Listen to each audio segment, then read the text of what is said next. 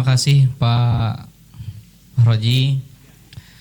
Kisah yang sudah disampaikan nyata gitu ya, nyata dan benar-benar terjadi gitu, bukan hanya sekedar video yang sering lewat di beranda medsos kita gitu ya.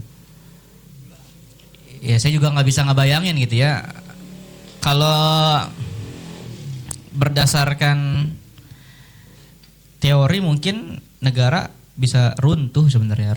Runtuhnya negara itu kan bukan hanya sekedar ada yang ingin pecah belah dan sebagainya gitu ya. Runtuhnya negara itu ketika publik itu udah nggak percaya lagi dengan sistemnya gitu kan. Ya kita kan mungkin berapa persen kita percaya sama sistem sekarang? Gitu kan? Nggak, dari izin motor aja kayak cuma adik yang idealis gitu. SIM motor kayaknya adik doang yang idealis gitu, kayaknya gitu ya. Kang Ilham nyogok apa enggak Kang Ilham? Idealis. Oh iya, iya makanya dari itu kita juga dari hal yang remeh aja sebenarnya sistem aja kita udah agak gimana gitu ya.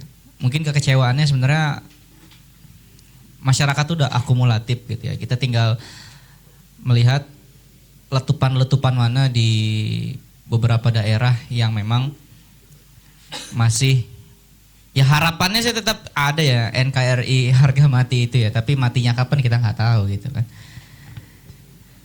Tapi yang jelas teman-teman semua, kayaknya kita perlu doa nggak sih, harusnya kita doain ya teman-teman kita yang di Sumatera sana.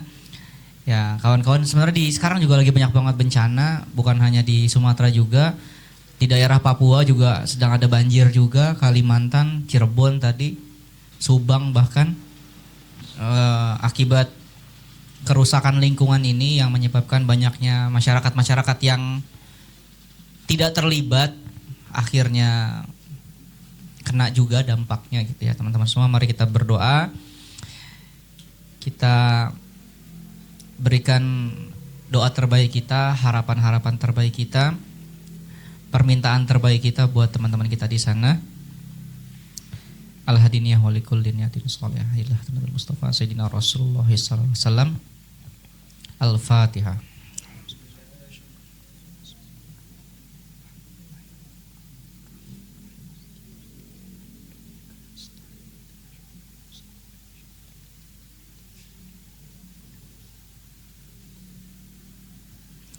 Amin amin ya rabbal alamin. Terima kasih teman-teman semua.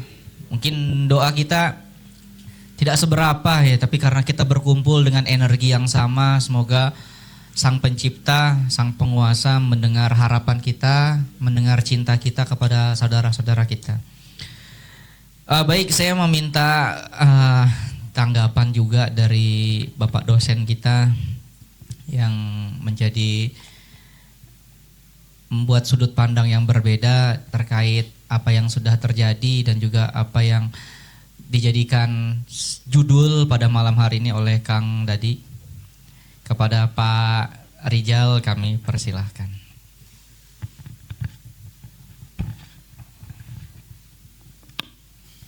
Cek. Oke. Assalamualaikum warahmatullahi wabarakatuh. Ya, saya juga termasuk yang ngamatin dari video-video yang dikirim oleh beliau ya. Dan memang beberapa video tuh saya perlihatkan, nggak saya share di grup, tapi saya perlihatkan ke tetangga-tangga, ke saudara, melihat gimana alam itu sedemikian luar biasa kuatnya ya, dan manusia cuman tadi serpian debu lah gitu ya di permukaan yang juga baru muncul gitu. Nah, yang ingin saya lebih bahas di sini adalah bagaimana peran kita di dalam itu semua. Posisi kita di mana? Apakah kita ini penyebab, kita ini korban, atau kita adalah bagian dari generasi yang ingin membuat perubahan? Karena kalau kita sadari kita nggak bisa hidup tanpa alam, nggak bisa. Kita makhluk sosial iya, tapi kita makhluk ranahnya, ya kan, yang sama dengan seluruh penghuni bumi ini. Jadi kalau kita bicara tentang tadi bahwa penyebab dari segala sesuatu itu adalah mungkin dari ketamakan, dari orang yang punya power, yang bisa punya kuasa terhadap alam, yang mengkotak-kotakkan alam untuk dirinya sendiri. Nah itu kan yang ingin kita perbaiki gitu. Walaupun kalau kita lihat sekarang banyak sih perubahan-perubahan yang misalnya dari teman-teman, saya dulu punya tetangga dia kerja di LIPI. Dia sudah mulai bisa untuk berkomunikasi dengan alam. Contoh berkomunikasi itu misalnya bagaimana cara untuk membuat tanaman itu menjadi lebih subur, varietas unggul, gitu kan, tahan cuaca, tahan hama, tahan macam-macam. Penelitiannya sampai ke rekayasa genetik ya. Kalau rekayasa genetik kan berarti kan sudah masuk ke menggunakan akal ya. Nah, kan manusia kan dikasih akal kan. Kita kan nggak cuma dikasih mulut untuk ngoceh aja kan, tapi kita dikasih akal pikiran juga untuk melakukan perubahan. Kalau memang kita nggak bisa merubah orang lain ya merubah alam sekitar aja dulu gitu kan. Apalagi dengan kecerdasan. Dan jangan lupa bahwa hal utama pada manusia itu adalah ilmu. Orang itu diangkat derajatnya karena ilmu.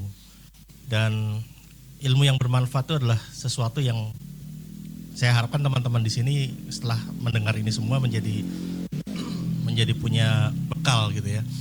Paling tidak kalau kita nggak bisa berbuat ya disampaikan ke teman-teman yang lain dalam forum-forum gitu. Karena satu contoh dari tetangga saya, dia itu kerja di LIPI. Nah dia PR dia adalah bagaimana membuat Indonesia ini punya ketahanan pangan, yaitu dengan cara tadi merekayasa genetik gitu kan. Artinya dia bisa membuat buah-buahan itu berasa buah-buahan lain. Nggak cuman tahan hama gitu ya, tapi jeruk bisa rasa anggur, itu mungkin bisa di level genetik. Saya nggak tahu itu tekniknya kayak gimana itu. Teman-teman di BRIN saya rasa belum tahu. Jadi mencoba untuk berdialog dengan alam. Seperti kalau nggak salah sekarang ada hujan buatan gitu ya. Bagaimana yang kering bisa kita suburkan dengan memodifikasi cuaca. Itu kan sesuatu yang kita punya gitu. Dan terutama kita punya apa namanya itu? Perkiraan cuaca ya, artinya forecasting. Jadi kita bisa memonitoring, kita bisa melakukan mitigasi. Kita mungkin tidak bisa melawan alam, tapi paling enggak kita bisa menyiapkan diri kita dan bagaimana kita bisa bersahabat dengan alam. Bahkan yang terbaru ini ada daging yang ditumbuhkan di lab atau culture meat kalau nggak salah ya. Jadi lab grown meat. Jadi daging itu tidak lagi dari hewan yang dicari, disembelih gitu ya. Tapi diambil sampelnya melalui biopsi atau sel daging itu kemudian ditumbuhkan di dalam lab melalui saya nggak tahu proses-proses yang menggunakan akal lah. Gitu. Dan kita juga bisa melestarikan hewan-hewan yang sudah punah dan lain-lain. Saya kira manusia punya kekuatan untuk itu. Dan kita sekarang ada di fase itu dengan kecerdasan kita. Jadi mungkin kita nggak bisa melawan alam, tapi manusia setidaknya punya posisi untuk bernegosiasi dengan alam. Tapi yang lebih dominan pasti ketamakan manusia. Nah itu yang susah, karena itu penuh dengan unsur kuasa. Nah kalau udah urusan kuasa sama duit, nah di sini posisi kita tawarnya sangat lemah. Apalagi kita bagian dari pejuang-pejuang ekonomi ya, bukan orang yang punya kuasa, punya power. Nah mari dimulai dari lingkungan terdekat. Seperti pengelolaan sampah.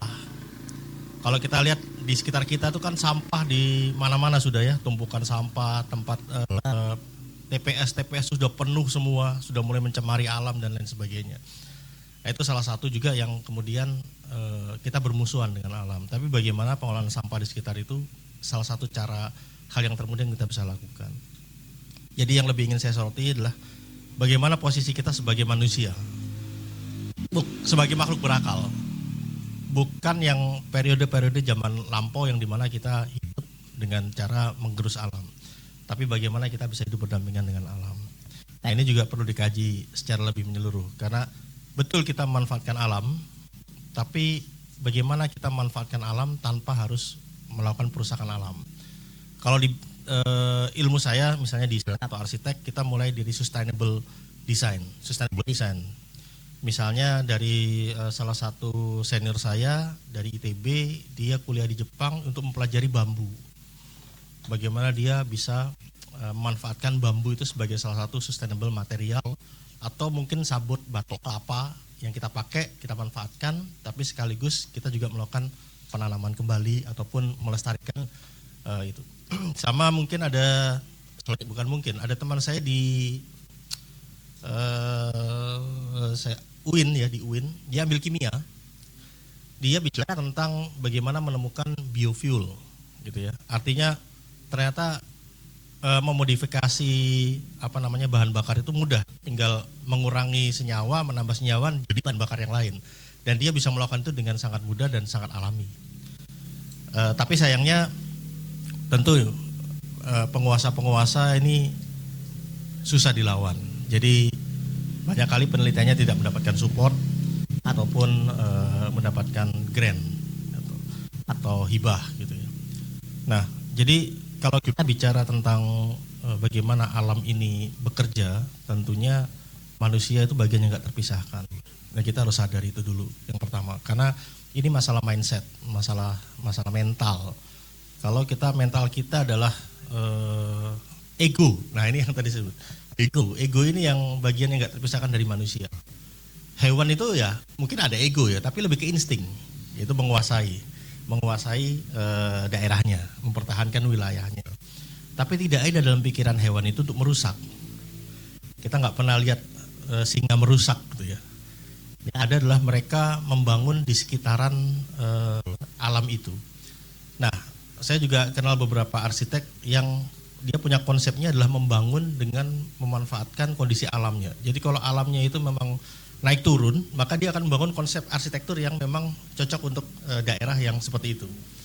Dan yang dilakukan adalah memperbanyak penghijauannya dan memperkuat ekosistem yang ada di situ, sehingga huniannya menjadi hunian yang sifatnya alami.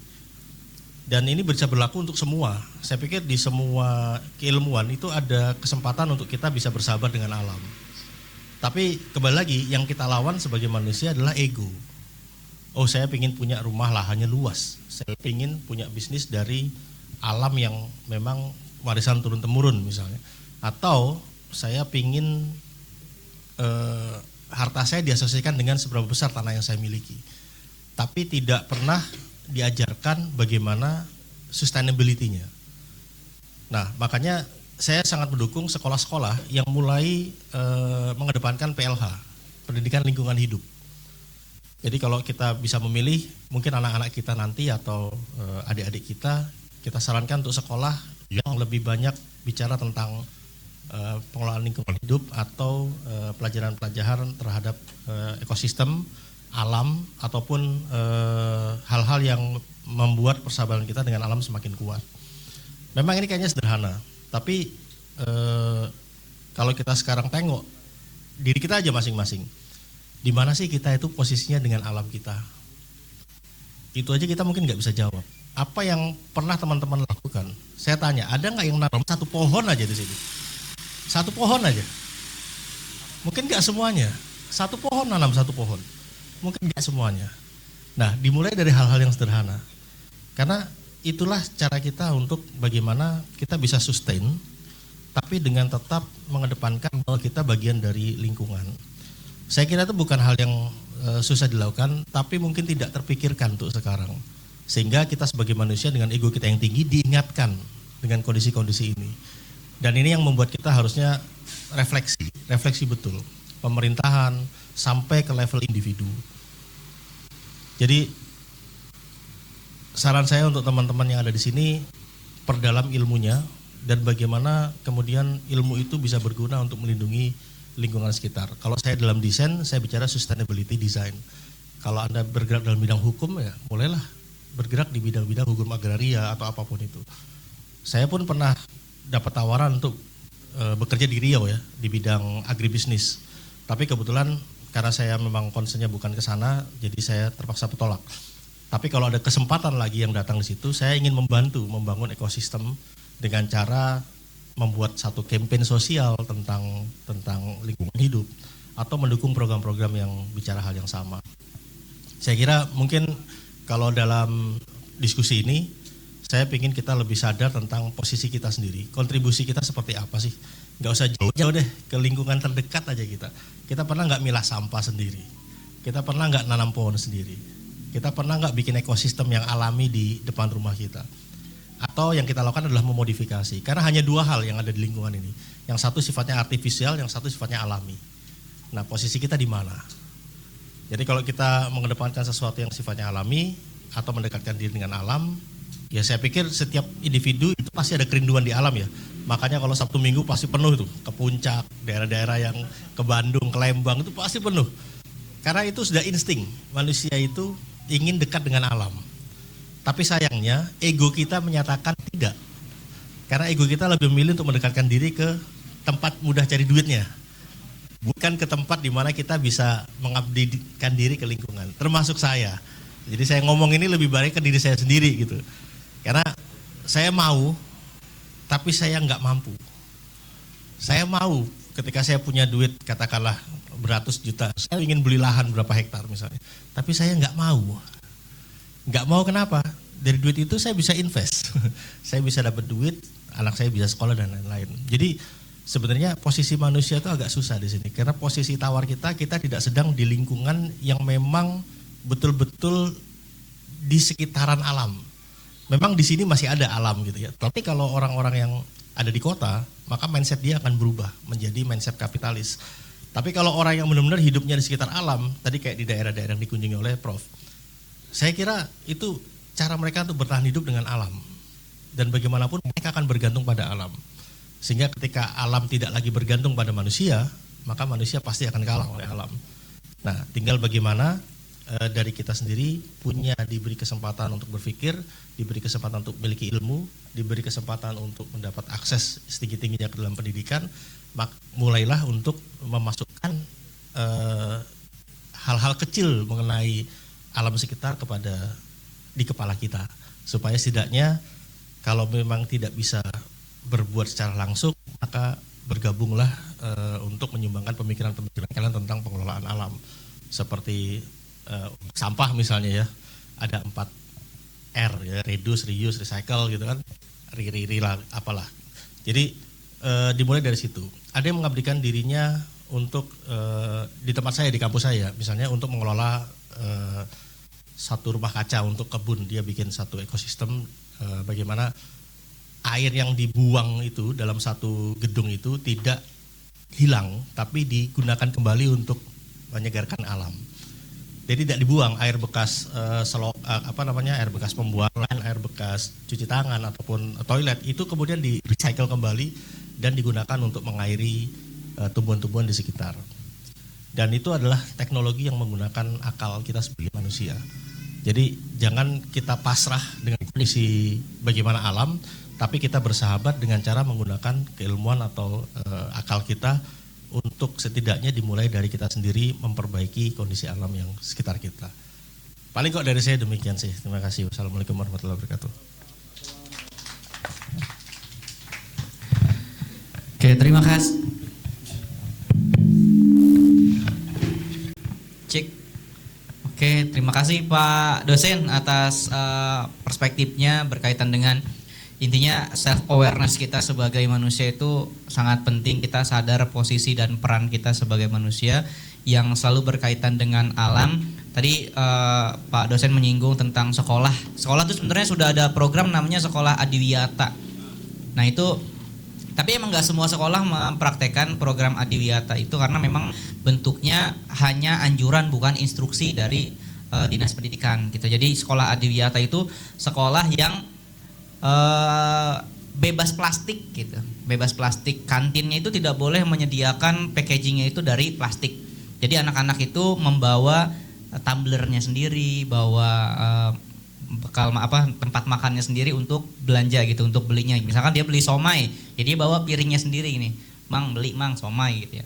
Mungkin kita terdengar ribet gitu ya, tapi menurut saya kebiasaan itu nanti akan membuahkan hasil 10 atau 20 tahun ke depan. Kita melihat generasi-generasi masyarakat Indonesia yang nanti ketika belanja bawa tempatnya sendiri gitu.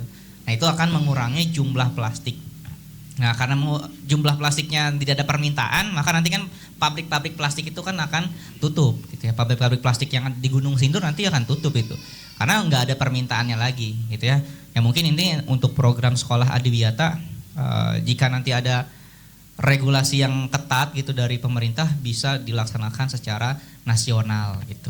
Itu untuk sekolah adiwiyata. Jadi sebenarnya usaha-usaha untuk menyadarkan manusia dan mendekatkan manusia kepada alam itu sudah ada.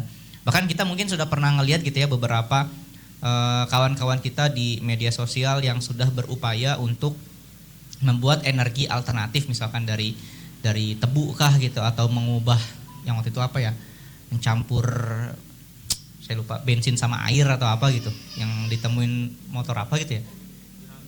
Bukan, pokoknya itu dari yang modif motor lah pokoknya, tapi pakai air juga tuh. Jadi kandungan bensinnya sedikit tapi lebih banyak di airnya gitu.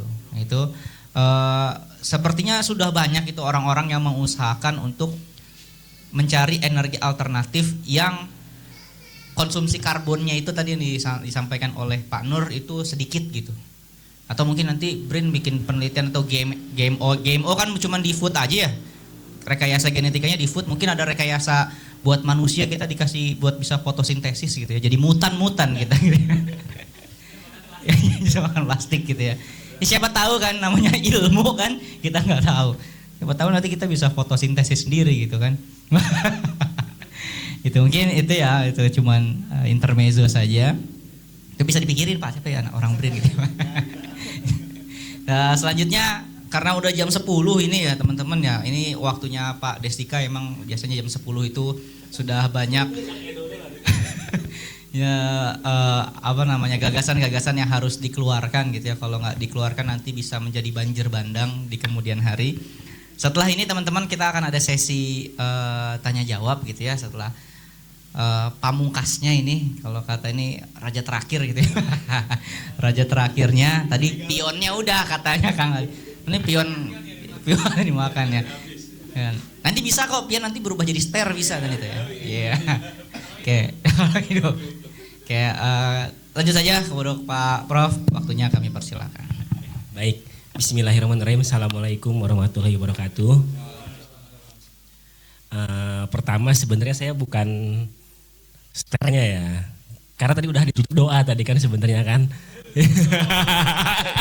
Iya kan, jadi saya lega saya sebetulnya, karena berarti kan rajanya beliau nih Pak Prof Pak Haji. Saya sudah memposisikan figuran sebetulnya malam ini ya. Sengaja saya tidak buka internet untuk googling ya, pokoknya yang ada di kepala lah kira-kira apa ya kan. Dan saya juga paham judulnya mungkin itu plesetan ya kan, ekosistem itu kan. Nah tapi sebelum ke sana saya tertarik dengan ini tadi. Pak Nur tadi bikin materi kan, waduh kata saya ini luar biasa ini, kata saya kan, serius ini kata saya kan. Jadi malu kalau saya nggak bisa apa-apa kan, apalagi tadi Kang Dodi udah bilang apa iklim itu panjang ya kan. Kemudian tadi Kang Rijal dia bilang ini apa prostitusi istri ibu mama katanya kan, tapi ini pemerkosaan ya kan, juga kan bagaimana dengan alam itu hubungan. Justru saya takut ini saya cuma onani kata-kata saja di sini. Iya. Iya. Karena Kang Aji sudah langsung ke lapangan kan? Iya, ke Aceh saya cuma beronani di sini saja kan. Wah, saya malu ini gimana kata saya kan. Jadi saya beruntung tadi Mas Rijaldi itu sebenarnya penutupnya Mas Rijaldi udah cukup sebetulnya. Ya kan? Jadi beliau bagaimana memposisikan katanya manusia itu dengan alam dan dengan Tuhan, mungkin seperti tadi Pak Nur seperti itu ya. Ada antropogenik sama natural ya. Nah mungkin saya memposisikan seperti ini. Jadi ada dua kutub sebetulnya posisi manusia itu di alam ini. Yang pertama yang antrofisme, kemudian ekosentrisme ya. Kalau yang pertama itu antropis itu jadi berpusat kepada manusia, segala sesuatu itu untuk manusia, alam semesta ini untuk manusia. Jadi ekstraktif dia, ya kan? Pertanian, pertambangan, perkebunan, perikanan, semua ekstraktif karena untuk manusia. Terus ada yang ekosentris, ke lingkungan. Dia pro lingkungan, semua untuk lingkungan. Jadi sangat konservatif dia. Semua nggak boleh, ya kan? Hutan nggak boleh dibuka, ya kan? Laut nggak boleh dibuka, semua tidak boleh, ya kan? Lalu di mana posisi manusia sebetulnya? Sebetulnya tadi sudah disampaikan oleh Kang Rijaldi tadi, ya kan? Sama seperti kemarin, kita itu di tengah-tengah sebetulnya, ya kan? Di tengah-tengah, karena kalau konsep di Islam itu kan ada kita tuh khalifatul fil ard, ya kan, pengelola, tetapi juga kita harus menjadi rahmatan lil alamin, menjadi rahmat untuk semua. Nah itu di tengah-tengah itu. Nah itu kalau di dunia barat itu disebutnya berkelanjutan tadi. Makanya tadi ada arsitektur berkelanjutan, ada pertanian berkelanjutan, ada teknik lingkungan. Itu sebenarnya upaya-upaya manusia untuk menyeimbangkan sebetulnya. Menyeimbangkan antara yang ekstraktif dengan yang kekeh, nggak boleh begitu. Nah, jadi itu posisi kita di situ kira-kira Mas Rijaldi, kita di tengah-tengah. Nah, kenapa saya mengambil posisi tengah-tengah seperti itu? Karena begini, jangan sampai kita itu menjadi karena marah, menjadi kita salah memarahi, ya kan? Sehingga menjadi korban. Contohnya gini, pertanian itu adalah sektor yang menjadi korban akibat perubahan iklim, tetapi juga dituding sebagai penyebab perubahan iklim. Contohnya sawah, padi, itu dituding sebagai penyebab perubahan iklim karena sawah itu tergenang, itu penyebab tadi gas metan tadi yang disebutkan oleh Pak Nur tadi, yang berkali-kali lipat efeknya dibanding CO2. Jadi sawah, bayangin sawah turun-temurun yang digunakan oleh nenek moyang kita untuk memberi pangan kita, dianggap penyebab perubahan iklim. Padahal kalau saat terjadi perubahan iklim, yang paling pertama kena itu kekeringan sama kebanjiran, itu petani juga, sawah juga, ya kan? Jadi korban juga dia. Nah akhirnya tadi ada seperti konsep Kang Rijaldi tadi, ada arsitektur berkelanjutan, ada juga penanaman padi, pertanian berkelanjutan, ada juga seperti itu. Jangan sampai gara-gara kita marah sama sawah, jadi kita jangan menanam padi. Wah, kita mau makan apa jadinya? Ya kan? Tidak ada produksi pangan itu yang seefisien padi sebetulnya. Ya kan, coba kalau kita mau mengandalkan misalnya jewawut, ya kan, makanan burung itu kan, walaupun bisa tapi tidak, produktivitasnya tidak setinggi padi. Nah itu, jadi jangan sampai kita salah menunjukkan kemarahan kita karena ketidakpahaman kita. Ya kan, contohnya seperti dulu saya kalau ada orang mempermainkan ayat Al-Quran langsung marah. Ya kan, misalnya ashadu la imrata ila anti, aku bersaksi tidak ada wanita kecuali kamu. Dulu saya itu mempermainkan ayat Al-Quran gitu kan. Ternyata kalau kita pesantren, benar-benar pesantren, ternyata itu adalah cara belajar untuk mudah mengingat. Iya kan? La ila imrata ila anti katanya kayak gitu kan. Tidak ada perempuan kecuali kamu, itu jadi cara merayu. Oh ternyata itu boleh. Ya kan? Karena ketidakpahaman kita sehingga kita marah terhadap orang yang melakukan itu. Nah, jadi jangan sampai kita seperti itu, matinya kepakaran kita jadi marah terhadap orang yang tidak perlu kita marahin. Nah, termasuk sawit misalnya tadi Pak Nur tadi mencoba cerita sawit, kemudian Kang Aji juga. Jadi sawit itu adalah satu-satunya tanaman sebetulnya yang bisa menghasilkan minyak dalam 1 hektar itu 4 ton, 3,8 sampai 4,2 ton minyak sayur yang ada di dapur-dapur kita. Kalau kita memusuhi sawit, menggantinya dengan kedelai, menggantinya dengan minyak bunga matahari misalnya, itu butuh bisa sampai 8 kali atau 10 kali luas lahan sawit. Berarti kalau seandainya deforestasi, berarti 10 kali lipat yang akan terjadi sesuai dengan kebutuhan minyak saat ini. Ya kan? Nah, makanya ada juga tadi seperti Mas Rijal tadi gitu. Ada bagaimana menanam sawit itu yang berkelanjutan. Nah, jadi nanti teman-teman itu masuk ke wilayah-wilayah tersebut. Ya kan? Bagaimana membangun landscape berkelanjutan, bagaimana membangun sawit berkelanjutan, bagaimana membangun padi pertanian berkelanjutan. Seperti itu masuk, jangan lantas kita memusuhi hal-hal yang sebetulnya tidak perlu dimusuhi. Nah, itu yang kedua berarti kan ya. Nah, kemudian berikutnya terkait dengan tadi cerita kompleksitas. Jadi benar kata Mas Aji tadi ya. Saya tidak ikut-ikutan marah terhadap banjir di Sumatera ini karena sangat kompleks tadi sebetulnya. Sangat kompleks. Kalau saya jadi presidenmu saya tidak bisa apa-apa sebetulnya. kalau saya jadi presiden. Saya jadi gubernur pun tidak bisa apa-apa, jadi tidak ikut-ikutan marah seperti itu. Nah,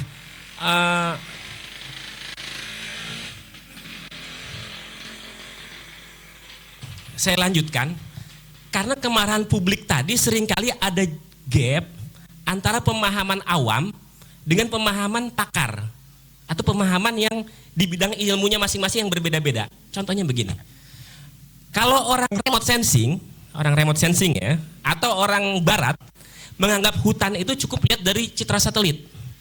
Oh, yang hijau, sangat hijau itu hutan.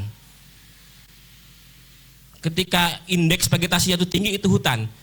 Kampus IPB itu kan hijau sekarang, bisa didefinisikan sebagai hutan karena gedungnya itu sudah tertutup oleh kanopi vegetasi, ya kan? Begitu misalnya terjadi pemangkasan di IPB misalnya atau di TW misalnya, tadinya kan rimbun, begitu terjadi pemangkasan misalnya kan, itu bisa saja disimpulkan bahwa terjadi deforestasi, ya kan? Karena perbedaan definisi antara orang barat ya atau orang disiplin ilmu tertentu dengan orang konteks lokal. Dalam konteks lokal itu berbeda antara hutan dengan kawasan hutan.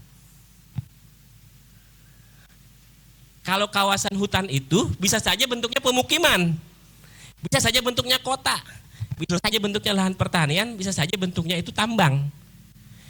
Dulunya itu kawasan hutan, banyak hutan primer. Tetapi karena sesuatu hal yang juga merupakan kebijakan pemerintah, berubah jadi pemukiman. Contohnya banyak di Sumatera, ya. Itu lahan transmigrasi tahun 70-an, tahun 80-an itu ternyata lokasinya masih statusnya itu masih kawasan hutan statusnya. Mereka sudah 2 generasi, ya kan, menjadi sawah, menjadi kebun sawit, menjadi kebun jagung, tapi status hukumnya masih kawasan hutan. Nah, jadi begitu terjadi pelepasan oleh Kementerian Kehutanan misalnya, itu kawasan hutan tadi menjadi misalnya area penggunaan lain, itu di berita itu seolah-olah terjadi deforestasi. Padahal tidak. Karena sebetulnya secara real itu sudah dalam bentuk pemukiman, sudah dalam bentuk perkotaan, bahkan ada kantor kabupaten, itu masih dalam kawasan hutan. Jadi begitu dilepaskan tidak terjadi deforestasi karena memang realnya sudah seperti itu. Tetapi bisa juga lahan penduduk, tetapi karena tadinya hijau, ditanamin jati, ditanamin sengon misalnya kan, kemudian ditebang. Begitu ditebang, kan data satelit menjadi gundul, dianggapnya sudah melakukan deforestasi.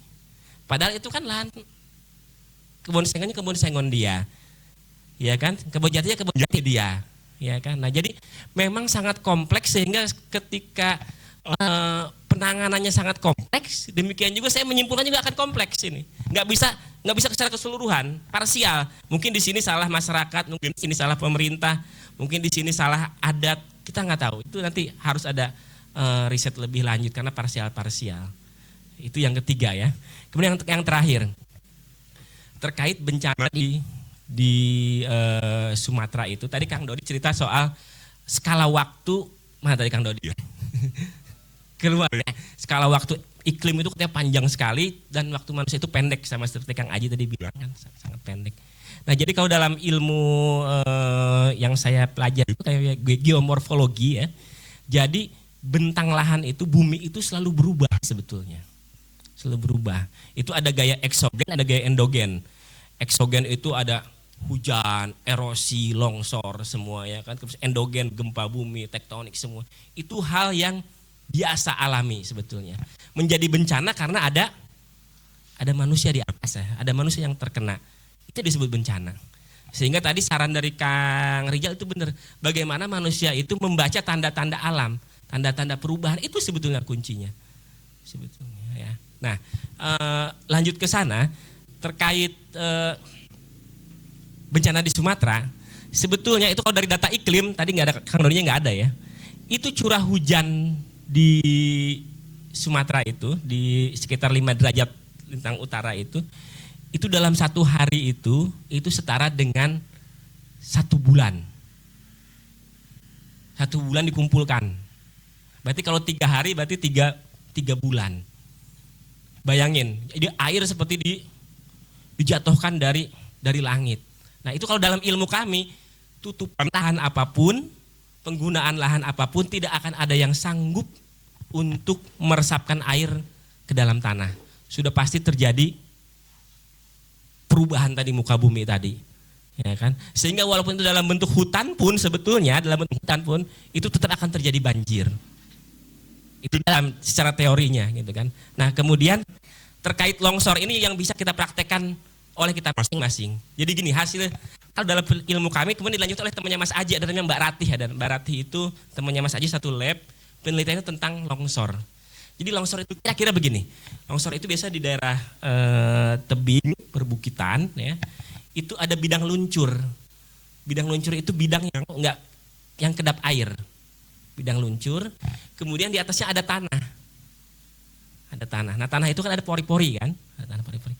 Nah begitu tanah itu terisi air, itu menjadi berat si posisi si tanah di atas bidang luncur tadi.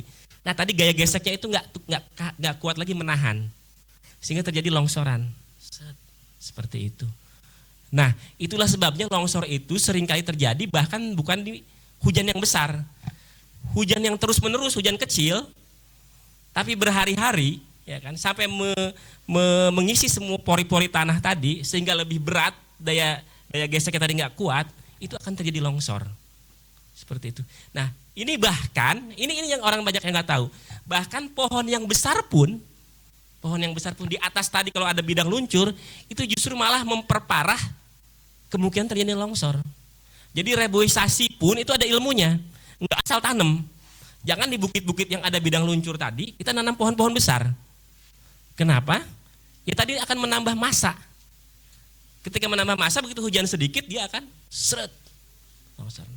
Jadi reboisasi yang tepat itu justru tanaman-tanaman yang ringan, tetapi akarnya menghujam dalam, seperti ada namanya akar wangi atau petiper, seperti itu. Jadi nggak selalu reboisasi itu baik, harus dipilih tanamannya itu yang seperti apa, kayak gitu. Nah itu secara teori soal longsor. Nah kemudian yang kedua, ini yang bisa dipraktekkan oleh kita masing-masing. Hasil penelitian temannya Mas Aji tadi, Ratih tadi. Jadi kemungkinan longsor itu biasanya itu di bukit, ya. Nah bukit itu sebenarnya secara alami dia itu stabil kalau seperti ini kalau bukit itu. Nah itu kemudian kenapa menjadi rawan longsor itu, menjadi labil itu jika di pinggirnya itu dipapras, sehingga keseimbangannya itu terganggu. Nah jadi pantas diceritakan tadi di daerah-daerah tadi yang berbukitan, yang jalan misalnya tidak keburu konservasi, nah itu terjadi longsoran karena dia sudah tidak stabil kayak gitu. Nah jadi untuk menyimpulkan banjir di Sumatera itu ya tadi multifaktor, ya kan. Kemudian ya untuk membenahinya pun ya harus multi stakeholder juga, ya kan, dan multidisiplin ilmu juga untuk menanganinya, seperti itu. Mungkin kayak gitu yang saya sampaikan. Mudah-mudahan memuaskan onani saya pada malam ini. Terima kasih.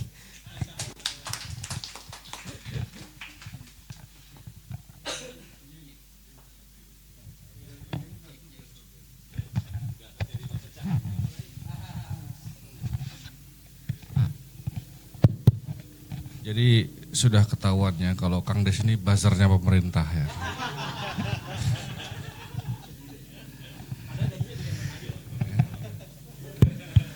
Saya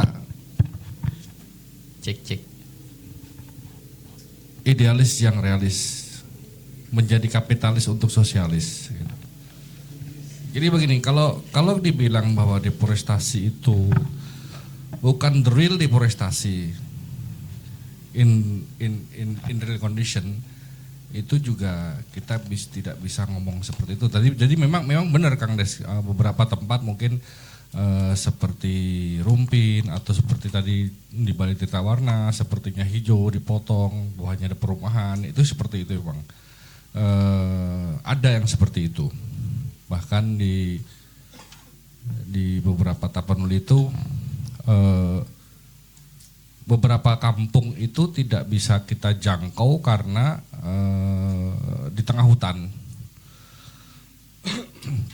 Dan kalau dilihat dari kanopi dari atas gitu ya, itu ya hijau, tapi di bawahnya sebenarnya banyak pemukiman, tapi bukan model-model pemukiman tradisional gitu, lama yang masih nempel di hutan seperti itu. Cuman memang selain itu, jika melihat kayu-kayu ini, tidak semua kayu-kayu itu hasil dari longsoran, gitu.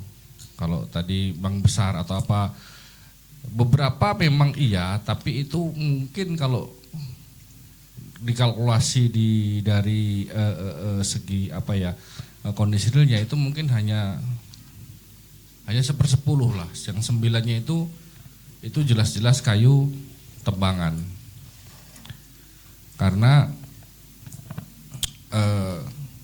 ketika kita melihat di tempat-tempat yang longsor ini, itu rata-rata kayunya berhenti di situ, dan kayu dan sungainya itu atau aliran air yang mengangkut itu tidak bersatu dengan kondisi yang banjir di bawah, jadi berbeda aliran. Rata-rata sudah berhenti di situ, sudah selesai. Sedangkan yang kayak yang tadi saya bilang di daerah Tuka sama Sigarogong itu fully, dan kita ngedrone di atas, ya di atasnya kelihatan hutan itu gundulnya itu jelas, bukan ini jelas potong-potong. Bahkan saya lewat jalan gitu, ada bukit yang benar-benar gundul yang habis dibakar gitu, seperti itu, kelihatan jelas bukit itu seperti itu. Jadi memang menurut saya selain permasalahan yang harus diselesaikan secara multidimensi atau multi cara itu, ya pemerintah harus bertanggung jawab dalam hal ini. Mungkin saya sebagai pemerintah, bahkan kemarin saya terjun ke sana juga terancam dipotong karena kelebihan, ya terserah lah. Yang penting saya bukan masalah duitnya, ini kasihan orang-orang seperti itu kan. Dan sebagai warga Indonesia harus berhak marah, karena kalau ketahui kondisinya kasihan banget itu 1.000 orang itu meninggal nggak tahu apa-apa, sedangkan Bahlil ketawa-ketawa, hei ini listrik aman kok, kita sambil mabuk kan. Itu kelepak aja kepalanya kalau di sini kalau ada. Itu kan kurang ajar kalau saya. Dan menurut saya kalau pemerintah sudah tidak bisa diandalkan, ya rakyat ya berontak. Lo kalau boleh dibilang kami ini yang dibayar oleh negara itu, kami itu babu-babu kalian, yang kalian itu membayar pajak dari terhadap kami, terhadap kita yang di pemerintahan gitu kan. Dan kita kayak presiden, menteri-menteri itu kita harusnya hormat sama mereka yang hormat sama kita, orang kita yang membayar mereka. Dan kurang ajar kan, kalau sampai ditipu babu sampean gimana, marah kan? Babu kalian maling gelang di rumah kan malah diganti, orang nggak tempeleng. Ini kita udah tahu ditipu bertahun-tahun dan kita diam-diam saja dan kita menunggu mati. Ya udah kita bersyukur aja, yang penting bisa hidup gitu kan kurang ajar. Jadi apa ya, dalam hal ini kalau saya misalkan dibikin undang-undang yang melakukan pembalakan itu ditembak mati, saya setuju sih. Karena mending matiin satu orang dua orang daripada mematiin warga rakyat yang nggak tahu apa-apa. Memang benar kemarin karena siklon Sayer gitu ya.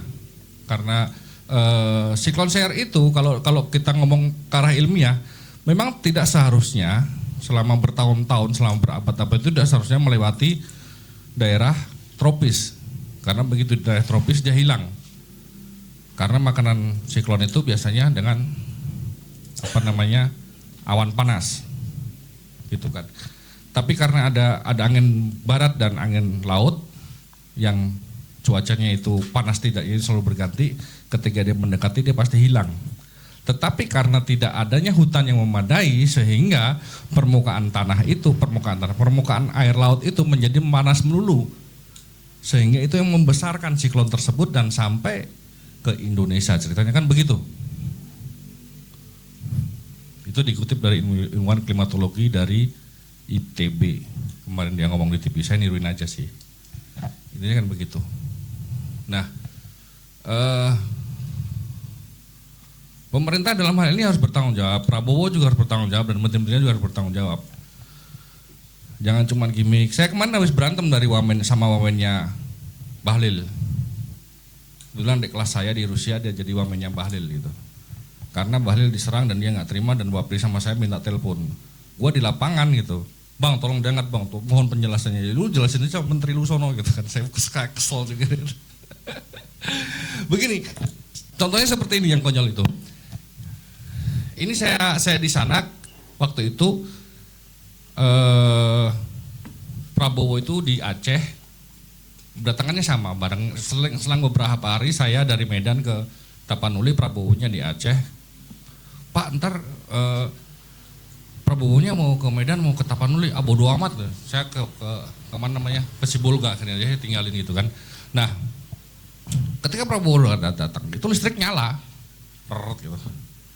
Dan kita pulang listrik mati. itu real. Itu gensetnya dibawa lagi gitu. Itu realnya seperti itu. Jadi ini gimana kita nggak marah? Maksudnya apa ya?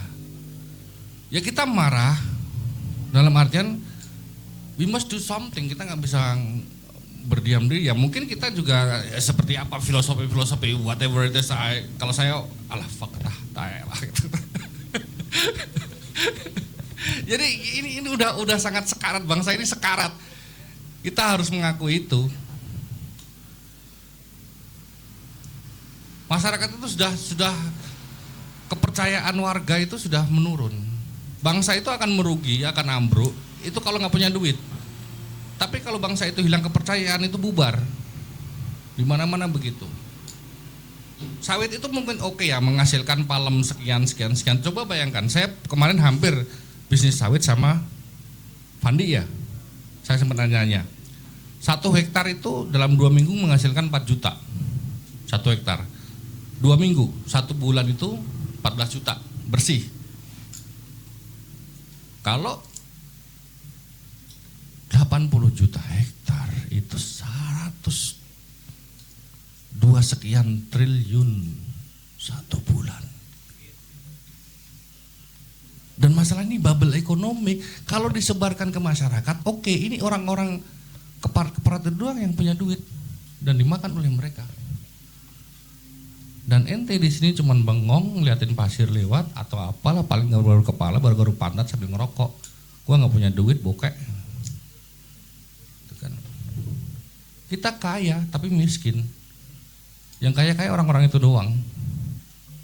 Ya sedangkan kita yang ngais-ngais apa di sini, kerja jadi guru, gaji UMR, kadang-kadang dipotong, kadang-kadang ya apalagi guru honorer. Ya kan. Apalagi dosen nggak jelas begini ya. Utangnya banyak, kadang-kadang kurang, kadang-kadang ngutang di Shopee ya.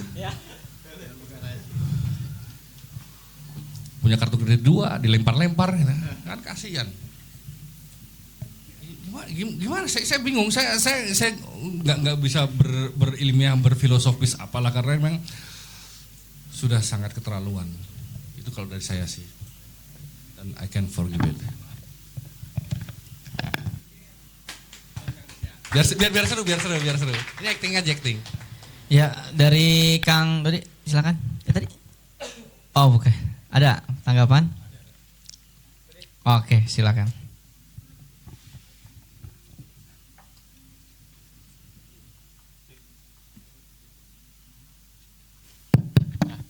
Oke. Serius banget ya. Serem banget ya. Serem banget. Saya pengen ngebahas hal yang lain sih sebenarnya, dan mungkin ini nanti yang terpanggil bisa bantu menjawab atau bagaimana. Ini mungkin arahnya ke pertanyaan. Jadi saya punya temen, dia itu pecinta lingkungan lah, aktivis lah. Terus dia beli tanah, sebidang tanah 3.000 meter kalau nggak salah, 3.000-an lah. Terus dia buat permakultur. Kalau yang belum tahu, permakultur tuh dia menggunakan sebidang tanah itu dengan sistem gimana caranya, ada mulai dari pohon yang kayu keras besar sampai ke pangan yang buat makan. Semuanya terintegrasi dan harapannya di hutan itu bisa dipakai untuk kebutuhan sehari-hari mereka. Saya mau bikin acara di sana, terus kita ngobrol-ngobrol. Pas nyampe ke sana itu makanan nggak berhenti. Dikasih nangka, set. Nangka habis dikasih markisa, set. Markisa habis dikasih ini, mau pulang dikasih selai dari nangkanya, dari apanya, terus dikasih cuka nanas, cuka apel, cuka-cukaan sampai bawa 4 botol saya di sana. Itu melimpah ruah. Saya sampai bilang ke teman tuh, Kak Danti saya sebutnya, Kak ini kebanyakan Kak, apa enggak takut habis atau gimana gitu kan, kita segen juga kan di sana kan saya sana cuma modal dengkul doang, datang ngobrol hahihi. Dia di Bogor, Five Eyes Farm. Suaminya orang Australia, tinggal di Indonesia sekarang. Five Eyes Farm. Serang mungkin ya, jadi dia migrasi dari Serang ke Australia. Pak John namanya. Jadi kayak datang dari jam 12 sampai pulang jam 7 malam. Makanan gak berhenti. Gak berhenti itu makanan. Terus dia bilang, sebenarnya prinsip alam itu keberlimpahan. Prinsip alam itu keberlimpahan. Jadi ketika kita nanam 1 pohon nangka, terus berbuah, itu buat sendiri itu kebanyakan. Apalagi dia yang punya pohon nangka beberapa, punya markisa beberapa, nanas beberapa, kakao beberapa, ada bebek, ada ayam, macam-macam, ikan nila dan sebagainya, macam-macam di 3000 meter itu. Jadi dia bilang, saya justru memberikan seperti ini nggak merasa kehilangan apapun. Karena keberlimpahan dari nature, dari alam itu memang nyata. Dari situ saya mulai mikir, terus apa yang salah dengan kita? Apalagi saya di kampus pertanian, teknologi pertanian kan luar biasa. Kalau setiap tahun tuh ada riset, apa nih tahun ini nih, padi bisa produktivitas apa, cabai pedesnya berkali-kali lipat, nanam macam-macam lah. Tiap tahun tuh ada aja terus risetnya, dan itu menggunung, dan kalau kita ngambil satu terapin di Rumpin mungkin jadi solusi luar biasa. Ilmunya makin banyak, makin telanjang karena kita bisa akses di repositori kah, kita kontak pihak kampus nanya-nanya di bagian pengabdian masyarakat tuh ada kan ya di kampus-kampus itu kan, atau apapun lah caranya makin telanjang. Di YouTube pun banyak tutorial di YouTube sebagainya, banyak banget telanjang ilmu itu. Kita bisa melihat dari arah manapun. Tapi kita nggak bisa apa-apa. Kita masih tetap, misalnya, nanam produktivitasnya nggak seberapa, tapi merusaknya luar biasa. Saya ini lumayan banyak lompat pekerjaan, jadi sempat jadi fasilitator di Dompet Duafa, jadi ke masyarakat, kita nyari solusi buat ekonomi berkelanjutan. Terus akhirnya ketemulah metode bioflok. Sekarang udah nggak tren banget sih lele bioflok, tau kan? Tau nggak? Yang berbusa. Enggak, dia berbusa pakai sistem probiotik. Akhirnya di 1 kolam bulat itu dia bisa padat tebar. Harusnya cuman kalau dulu itu cuman 1.000, mungkin dia bisa 3.000, 4.000. Pakan pun lebih efisien. Nah di Ciampea ada bapak-bapak, Pak Koko, masih ingat banget saya namanya. Saya ngechat dia sampai dia bosan balas chat saya, nggak dibalas-balas.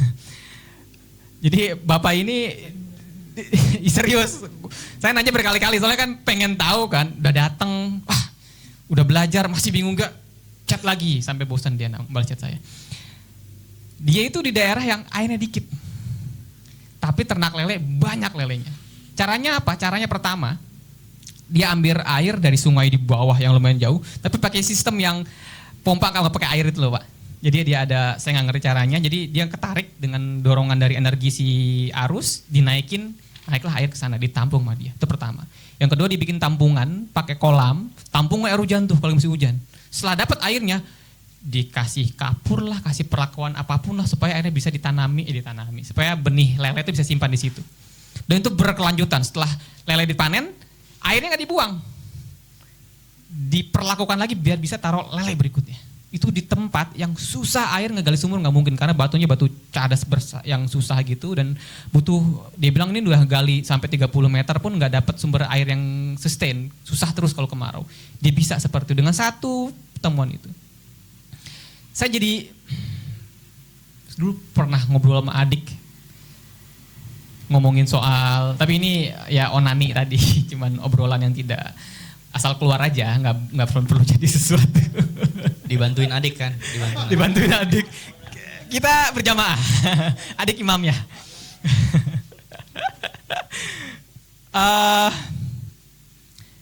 apa ya? Orang pintar tuh banyak loh di Rumpin. Di sekitar kita orang pintar tuh banyak.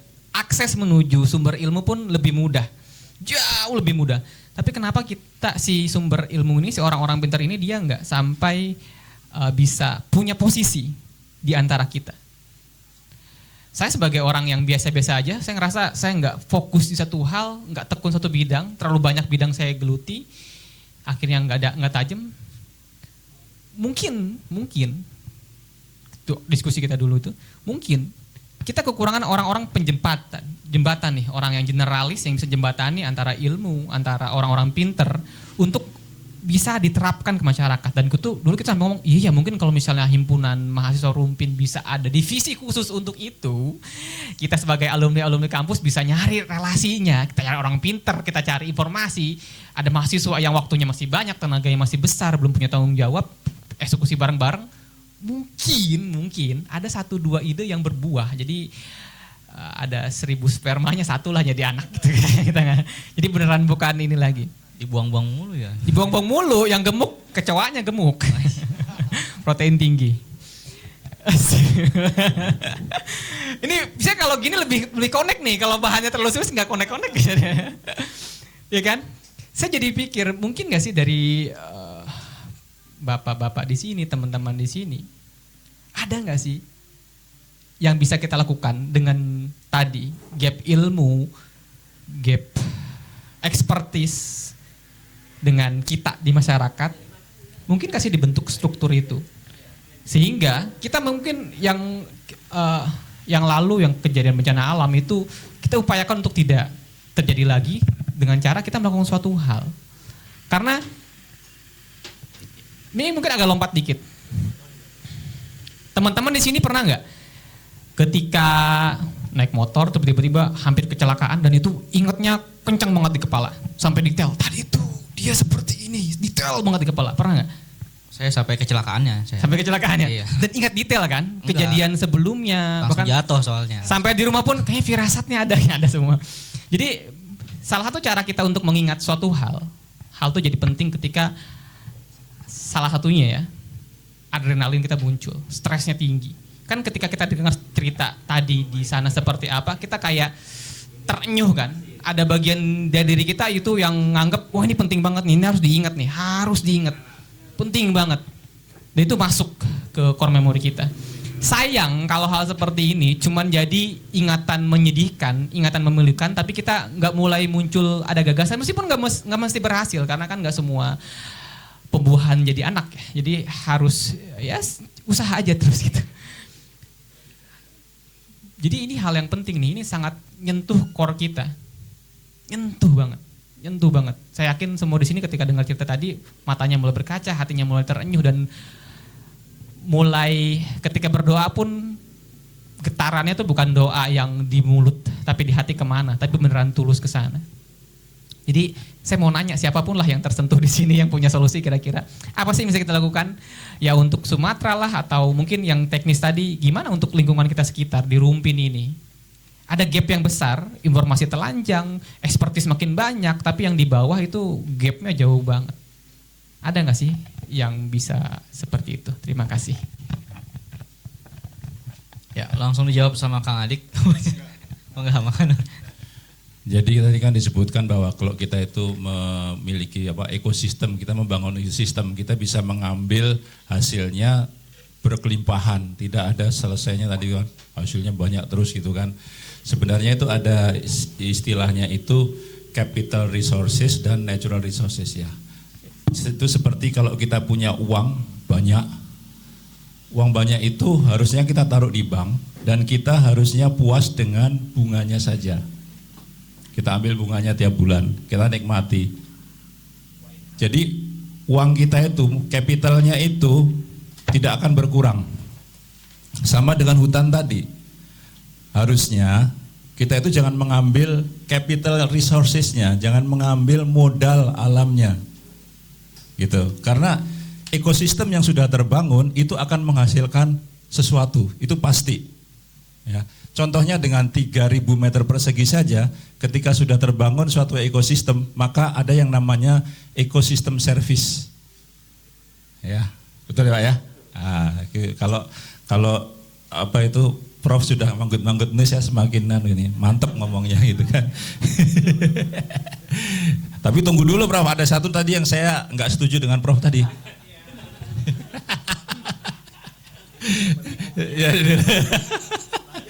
Jadi itu Mas, jadi kita jangan sampai mengambil capital resources-nya, jangan sampai itu sebenarnya katanya kata yang cocok itu ketamakan gitu, ketamakan. Jadi apakah sawit tadi itu diperbolehkan? Ya boleh, sawit itu dibolehkan, tapi jangan motong yang di atas sono terus nandur sawit di atas sono gitu. Nandur itu apa ya? Menanamnya itu bahwa ya di tempat-tempat sawit itu kan bisa hidup di tempat tanah-tanah yang nggak jelas kan. Tanah-tanah rawa itu kalau saya lihat di Riau itu tanah-tanah kering yang mungkin tanaman lain nggak bisa hidup, ya di situ juga bisa hidup sawit gitu loh. Kenapa nggak pakai yang itu saja? Kenapa mesti ngambil yang di atas ditebangin gitu kan? Saya nggak tahu, kalau mudah-mudahan kalau kopi nggak kayak gitu ya Pak. Ya kalau kopi nggak. Kalau kopi itu di sela-sela pohon kan ya Pak ya. Tidak harus menghabisin. Alhamdulillah kalau gitu top kopi masih ramah lingkungan lah gitu kan. Memang betul sawit itu hasilnya itu lebih efisien untuk menghasilkan minyak daripada rapeseed, daripada minyak kedelai gitu ya. Itu memang sawit lebih banyak, hasil lebih efisien gitu. Tapi ya jangan hutan yang ditebang untuk dijadikan pohon sawit, jangan diambil capital resources-nya. Jadi kita bisa membuat suatu ekosistem. Ini kita buat dulu ekosistemnya supaya nanti ada ekosistem services yang bisa kita ambil. Itu Mas. Makasih. Ya, mungkin belum terjawab sepertinya Kang Doni. Oke, boleh. Iya, seru. Bismillah. Jadi nggak setuju juga? Makan dulu.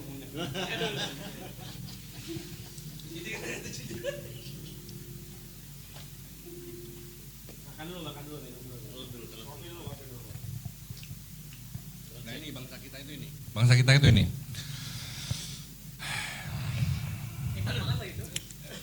Tujuh 78,5.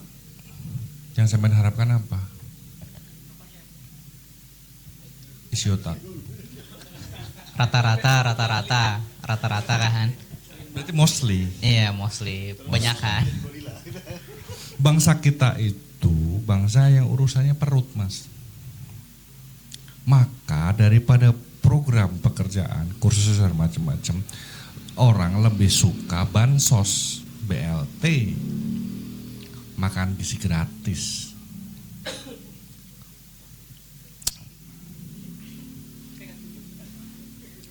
Dan mungkin ini sengaja dibuat bodoh, bangsa kita supaya bodoh. Kalau pinter nanti ada protes, seperti Kang Des, protes terselubung beliau, gitu kan. Kalau saya terang-terangan, beliau ngomong begini tapi nanti satir di koran biasanya gitu kan. Nah, maksudnya begini, saya yakin bapak tadi yang nyontok di kalangan dia dikit. Di lingkungan dia, di sekitarannya, hanya bapak itu pelakunya.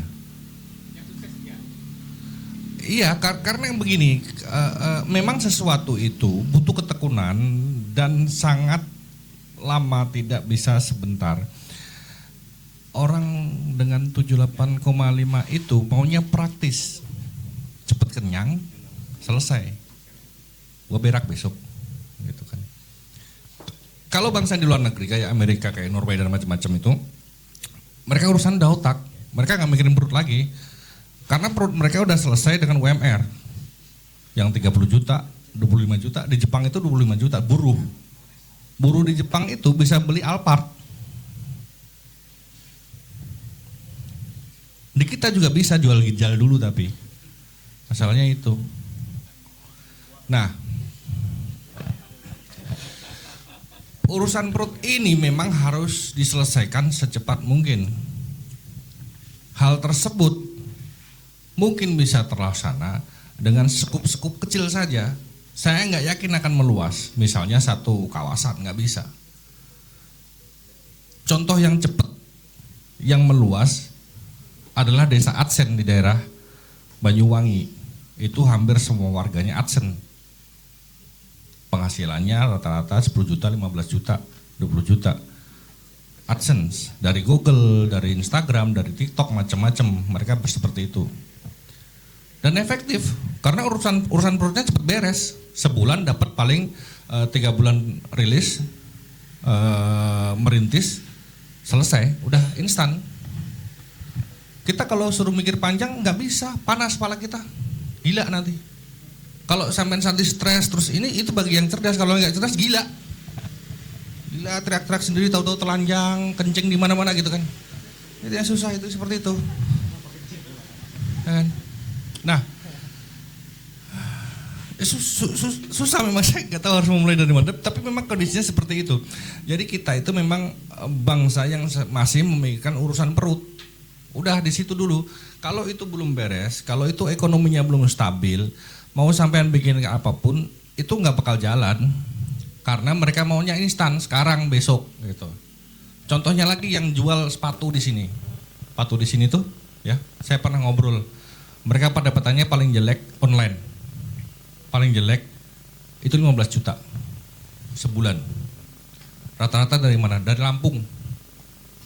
Dari Lampung. Itu satu kampung itu, begitu semua. Gak kuliah mas? Enggak. Terus apa? Ya rata-rata tempat saya pokoknya habis SMA udah online aja lah. Bisa makan, bisa beli rumah. Suruh ngapain? Suruh mencoba, yuk kita berternak lele. Lele apa lele? Mending mau beli gitu, ke pasar gitu kan. Nggak masuk itu, karena sesuatu yang butuh proses, butuh tekun, butuh itu bagi orang-orang yang sudah selesai dengan dirinya, dengan perutnya. Itu. Kalau untuk berpenghidupan, mungkin orangnya ini sudah cukup matang, cukup tua, dan tidak banyak kemauan. Intinya di situ. Kalau masih pengen ini, pengen itu, HP baru ganti ini, kayak anak-anak ini, alah nggak mau saya yakin. Susah. Karena faktanya begitu. Itu realitas kita. Itu dari saya sih. Terima kasih. Oke. Terima kasih banyak, luar biasa ya. Ini masih lanjut, mana Kang Adek? Lanjut terus ya.